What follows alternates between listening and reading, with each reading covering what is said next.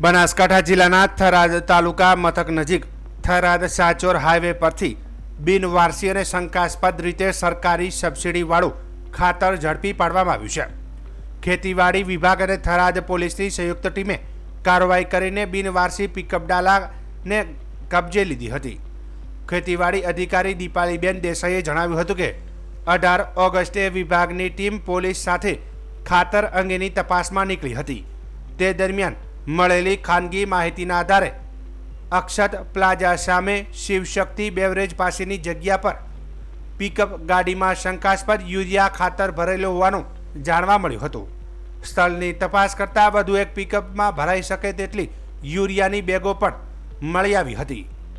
સંદિગ્ધ સ્થળ પર ગેટ લગાવેલો હોવાના કારણે તે ખાનગી પ્લોટ હોવાનું જણાવ્યું હતું। જોકે ત્યાં કોઈ સીલ મારવામાં આવ્યો ન હોવાનું જણાવ્યું હતું। સમગ્ર મામલે પોલીસે તપાસ હાથ ધરી છે। કાલે તારીખ 18/8/2025 અમારી ખેતીવાડી વિભાગની સંયુક્ત ટીમ ખાતર અર્થે થરાદ તાલુકામાં ઓલરેડી તપાસમાં હતી। તપાસ દરમિયાન અમને ખાનગી બાતમી મળેલી કે એક અજાણી જગ્યાએ એક ડાલું ભરેલું યુરિયાનું પડ્યું છે, એવી બાતમી મળેલી।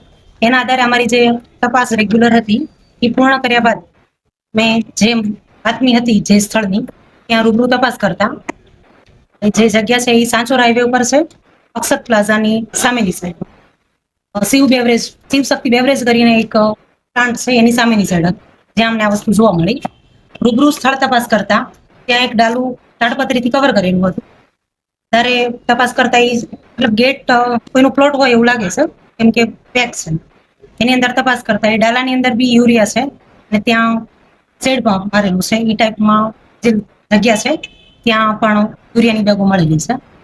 એ કોની છે એનું કોઈ માલિક ત્યાં સ્થળ પર જ જણાયેલ નથી અને ડાલા પર એક નંબર નોટ કરેલો હતો। એમનો કોન્ટેક્ટ કરતા પણ એમને કઈ વિગતો આપી નથી કે વ્યક્તિ હાજર થયેલા નથી। યુરિયા ખાતર સરકારની સબસિડી વાળું હોય એને આવી રીતે બિનવાર્ષિક રાખી શકાય નહીં। તે માટે બધા તપાસ અર્થે અમારી સાથેના સરે અહીંયા પોલીસ વિભાગમાં જાણ કરતા પોલીસની ટીમ સાથે આગળનું રોજકામની કાર્યવાહી કરેલ છે અને હાજર જે જતો હતો એને પોલીસ સ્ટેશન થરાદમાં લાવેલ છે।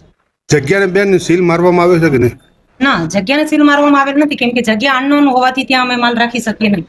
નહીં, આપે કીધું ને કે ચારે કોરા એક થઈ પેક હતું ભાઈ, પણ એ લોકો ન તૂટે એ સેફટી ન રહી શકે ને જવાબદાર વ્યક્તિ ન હોય એને કસ્ટડીમાં ન રાખવાથી માલ પોલીસ સ્ટેશન થરાદમાં લાવેલું છે। બેન ગઈકાલે ક્યારે પકડાયું આ ડાલું?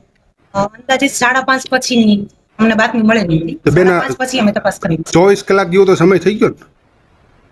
ફરિયાદ કેમ અત્યારે આજે જો કાલે 4:30 સુધી અમે અહીંયા કરી હતી ને અરજી આપેલી છે।